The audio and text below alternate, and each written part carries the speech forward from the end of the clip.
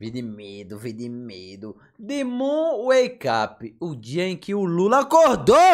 Nice. Aí, pera, eu vou ir pra farra do Bolsonaro agora.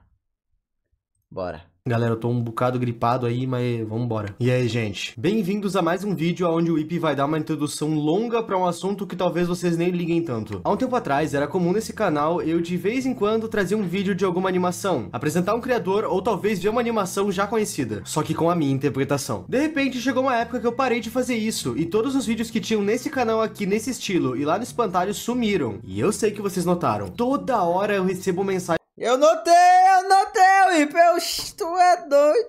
Seu filho foi notar mesmo. No Insta me perguntando onde é que foi parar o vídeo de Other Lily, aonde foi parar o vídeo de Missing Halloween, aonde foi parar o vídeo de I Heard It Too. Eu tava perguntando pro Lakshmi no WhatsApp. Ei, Moliro, e esse vídeo aqui, cadê que eu vi? E, bom, tem um motivo Foi, Moliro? Confirma aí. pra eu ter parado com esse tipo de vídeo e os gostei. demais terem sumido: direitos autorais. Quando o criador lança uma obra na internet, ele tá sujeito a acontecer uma coisa: viralizar. E quando isso acontece...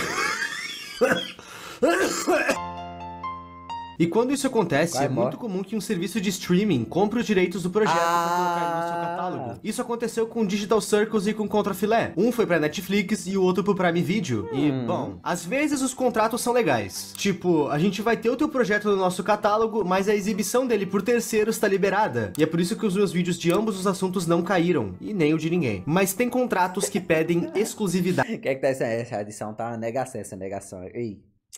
Que edição decadente. Quem é o editor do Ip, hein, mano? Pela Ave Maria, mano. Oxi, é o Lakshmi. Muito ruim. Reprodução única no canal do criador e no serviço de streaming. E foi exatamente isso que aconteceu com a animação Pleasant In. Inclusive, conselho aí a mim, tira esse vídeo do ar antes que ele seja removido. Ih, oxi, não, mas tem que falar pra ele no zap. Eu tomei um strike aplicado diretamente pelo criador da animação. Ixi, cara, que vagabundo, hein, cara? O que foi bem paia. Que vagabundo, mano. Na hora que tava na divulgação, tava aí boa, pô. Mas depois... Mas relaxem, eu consegui me resolver com o dono da animação no off, ele já tirou o strike e tá tudo certo. E, gente... Tá tudo certo não, vagabundo. Não ataquem ele, beleza? Ele é um animador e... Já ataquei, já. Precisa de oportunidades.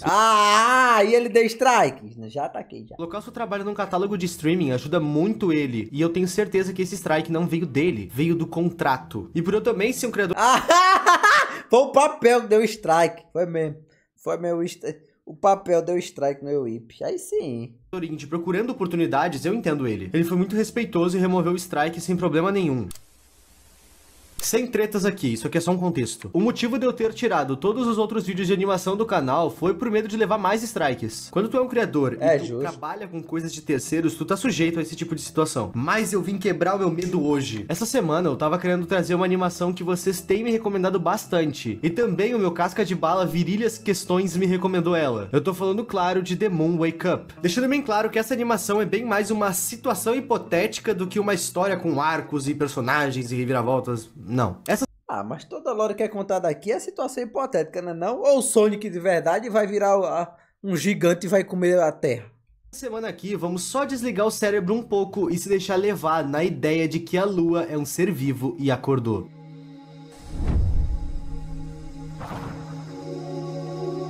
O olho do Moliro! A boca do Moliro! Loja do canal. Já que o Léo não leu ali, basicamente o maluco roubou a animação lá e deu strike em um monte de gente. Estampas novas vão ser vendidas somente até o dia 10 deste mês. Corre! Pera aí, o que aquilo ali que tá vindo ali? É uma recomendação? A cada eclipse solar que o nosso sistema solar tem, o editor aqui do canal Lakshmi consegue terminar de fazer um vídeo pro canal dele. E é sempre os longa-metragem muito bem produzidos e com várias participações especiais.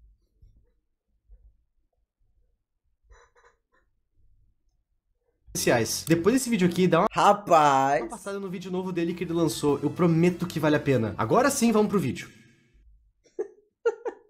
O Moliro ficou sem receber por causa disso aqui.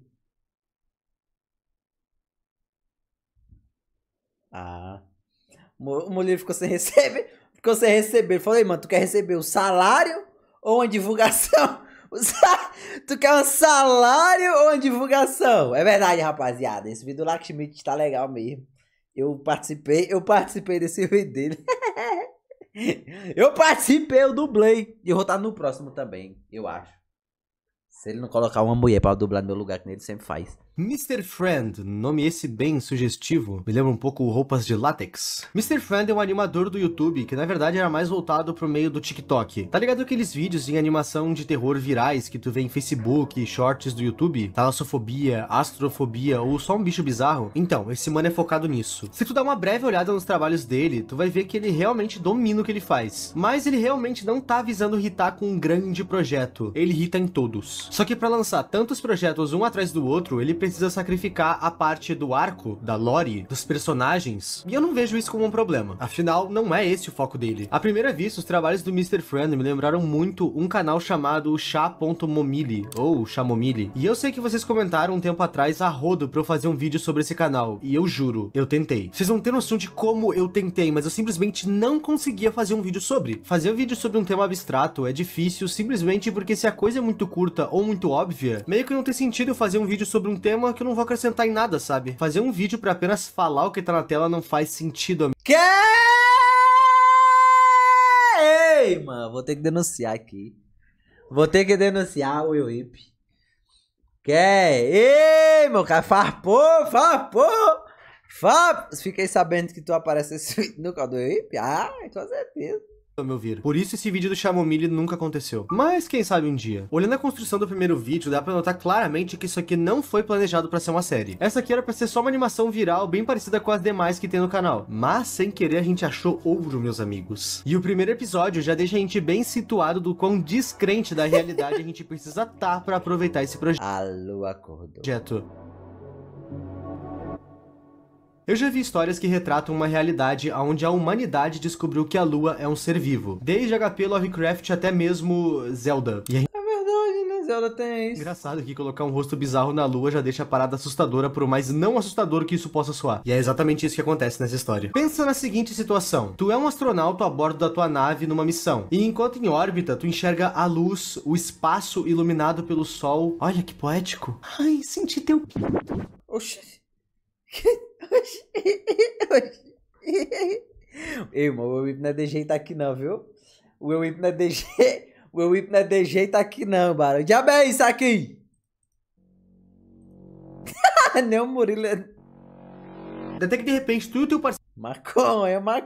a bordo notam uma coisa estranha. A Lua se move de forma anormal. E não só isso, ela tem o que parece ser olhos e uma boca. Ok, a Lua esse tempo inteiro então era uma criatura disfarçada de satélite natural. Os dois astronautas estão fudidos. Mas diferente do esperado, a Lua, apesar de ter visto os dois, ela apenas ignora eles e passa reto pela nave, que, curiosamente, é a Apollo 11. Ou seja, esses dois estavam indo pisar na Lua pela primeira vez. Ou pode ser que seja um voo de rotina. Vocês já vão entender o porquê essa suposição. E antes que perguntem, sim, essa animação se passa em 1969. 69.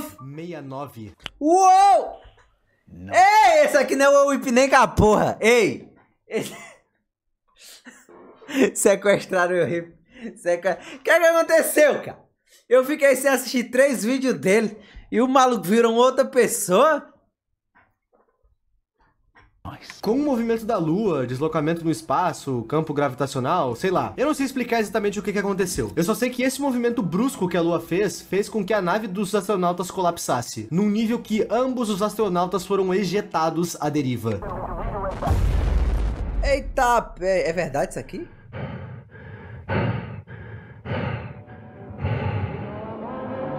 Que vídeo é esse, Pex? O alvo supostamente era a Terra. Eu não quero só narrar, eu quero dublar. A Lua de fato acordou. Isso não é um devaneio. Pô. E olhando pro horizonte da Via Láctea, nós Os vimos outros que mais planetas também. planetas estão vivos. É porque a Terra não tava. E ok, curioso. Vamos ver o que mais essa série nos aguarda. No segundo episódio dessa série, a gente começa o episódio nos olhos de um civil.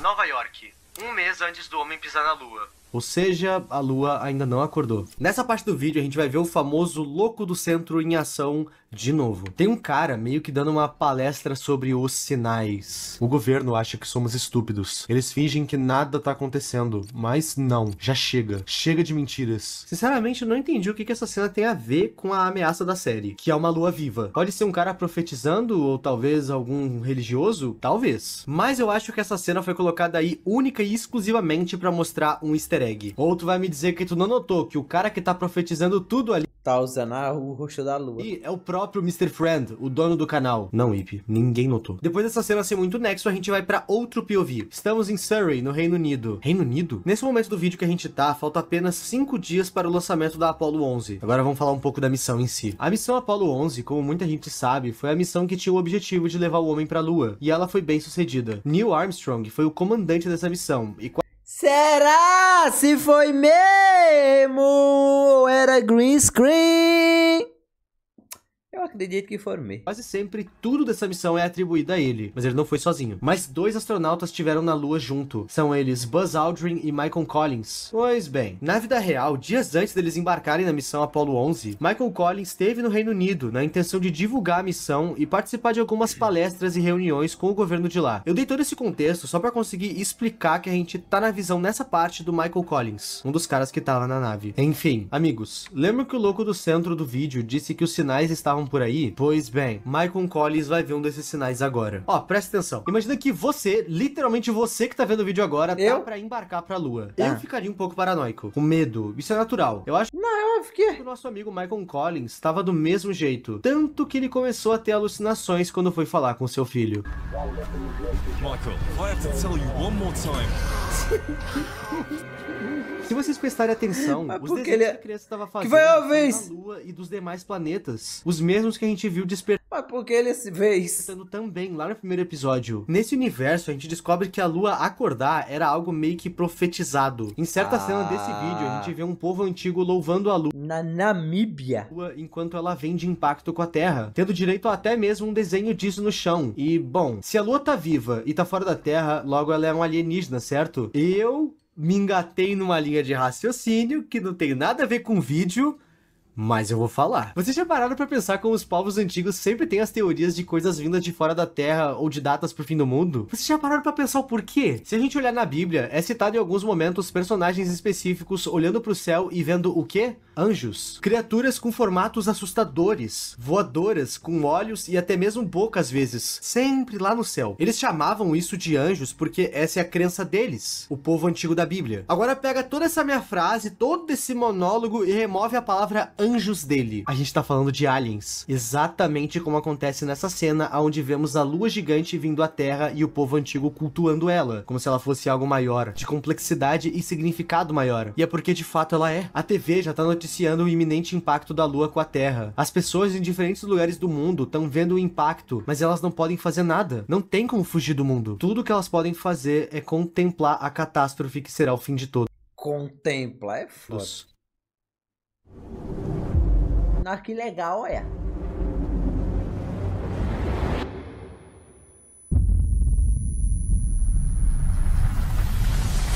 Muito pica, né, cara? Colidiu com a Terra. Na vida real, a colisão da Lua com a Terra iria extinguir a vida no globo de 2 formas diferentes. A extinção da vida não era só a vida humana, era toda a vida. A colisão da Lua com a Terra iria ocasionar a morte de toda a vida pelo seguinte motivo: Terra, Lua. Com o impacto da Lua na Terra, ela iria se quebrar em diferentes pedaços, e parte desses pedaços iria ser jogado para fora, da Terra. Parte dessa quebradiça faria com que a Terra criasse anéis, igual Saturno. E outra parte dessa Lua quebrada iria se juntar com o próprio coisas que voaram do planeta Terra pra...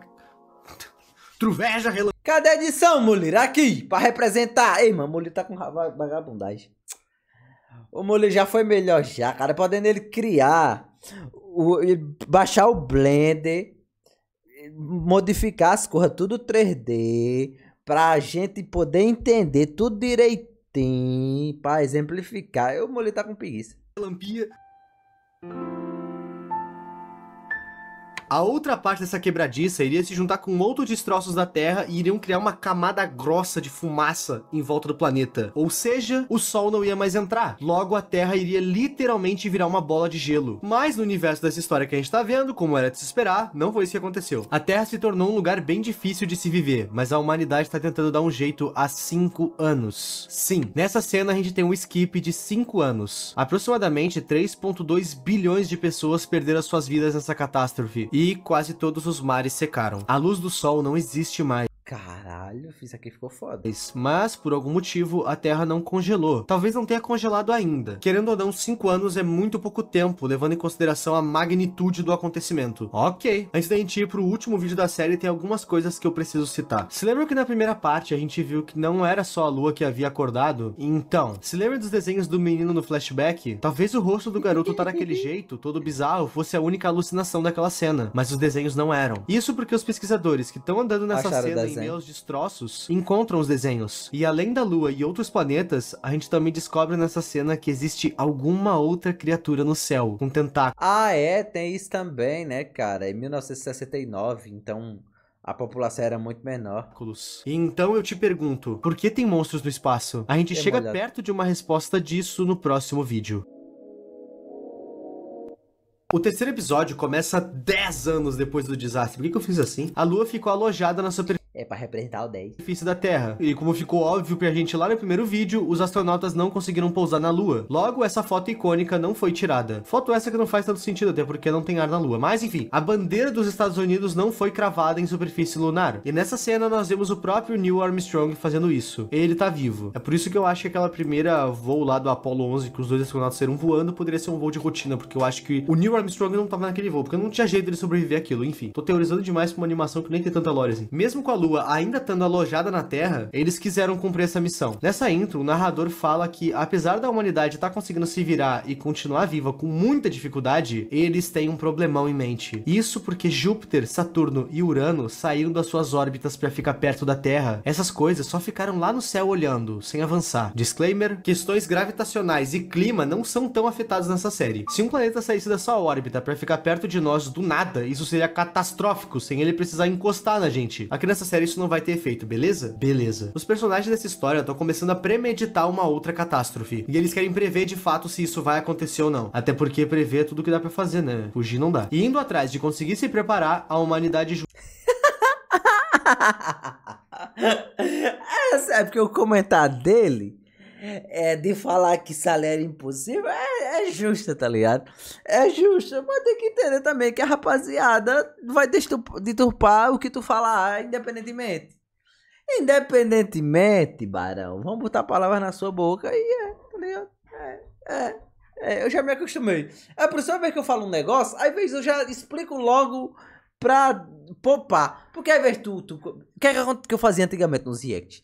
Eu comentava sobre algo e às vezes eu ficava na cabeça, não, eu vou deixar isso aqui entreaberto porque é óbvio que vão achar que não é assim. Mas não, pior que não, cara.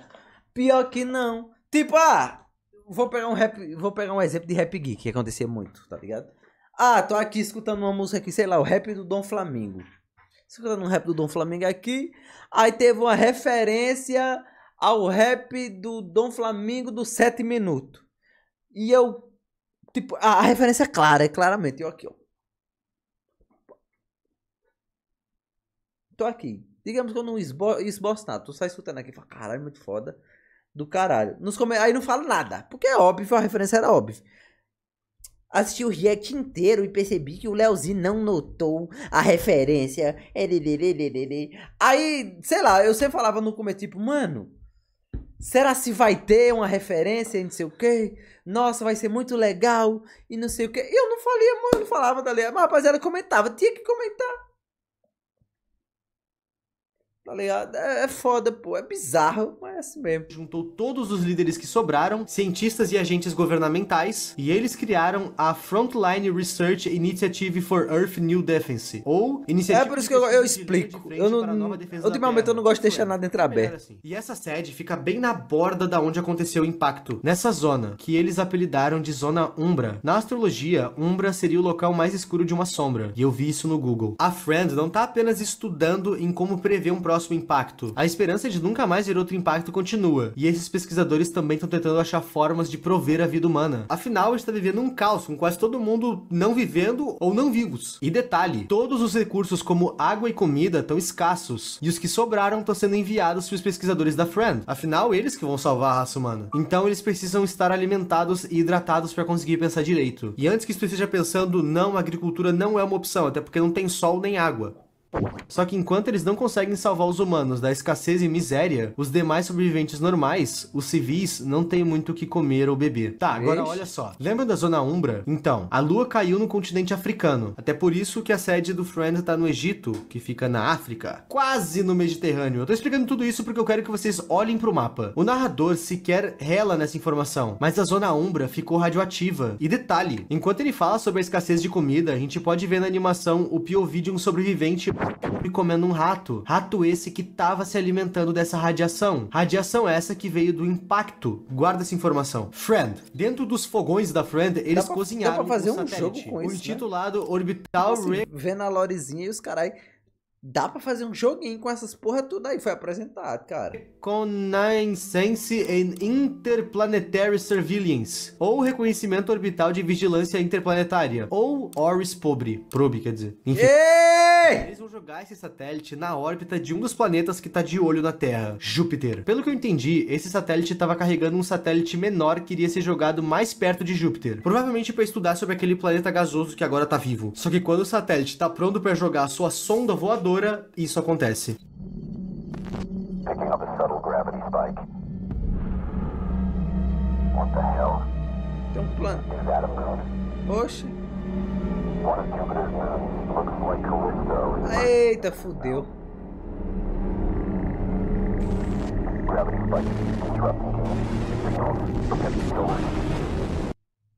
Como todos os planetas do sistema solar, Júpiter também tem as suas estrelas. E, bom, ele engoliu as suas luas. E jogou uma delas contra o satélite agora, praticamente como meio de defesa. O que é suspeito. Parece que Júpiter sabia os planos daquele satélite. É como se, além de acordar, os planetas e as luas agora têm consciência. Um outro satélite Oris havia sido jogado sobre Saturno. E ele capturou o mesmo fenômeno, onde Saturno também jogou uma das suas estrelas contra o satélite. No total, a gente tinha 12 satélites Oris, feitos todos com o mesmo intuito, estudar os planetas vivos, mas todos foram destruídos um por um pelas luas. Esses planetas não estão se aproximando da Terra. E talvez tu esteja se perguntando o porquê que a gente não tentou mandar um satélite pro terceiro planeta que apareceu no fim do primeiro vídeo. Vou explicar o porquê. Esse terceiro planeta é Uranus. E Uranus é outro planeta gasoso, rico em hidrogênio e metano. E, bom, ambos os gases são extremamente inflamáveis. Porém, para conseguir inflamar esses gases é necessário uma coisa que Urano não tem: oxigênio. E, bom, a Terra é rica nisso. Então a gente não quer a atenção desse camarada aí mesmo, porque senão a gente vira uma bola de fogo. Atualmente na série, a humanidade não sabe o que fazer. Eles não podem se defender dos planetas. E a gente sequer sabe o que eles querem. O porquê eles despertaram. Quando a Lua... Explicar o quê? Caramba, explicar o quê?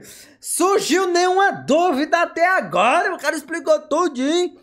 Ela liberou uma espécie É só pra falar, é? de gosma radioativa e de origem desconhecida na Terra. Será que isso tem efeito no solo? Será que a Lua tá fazendo algo com o núcleo da Terra? É a parte da boca dela que tá virada pro chão. E foi bom eu ter citado essa gosma. Lembra da pessoa que comeu o ratinho que tava bebendo dessa gosma? Bom, os pesquisadores encontraram ela. E ela não tá no melhor dos estados, definitivamente.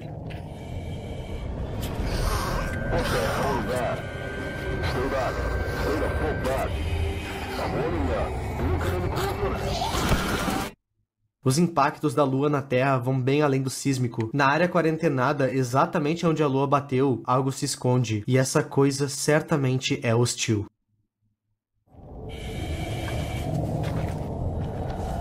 É o pior que eu tô gostando dessa lore. Essa lore é muito boa.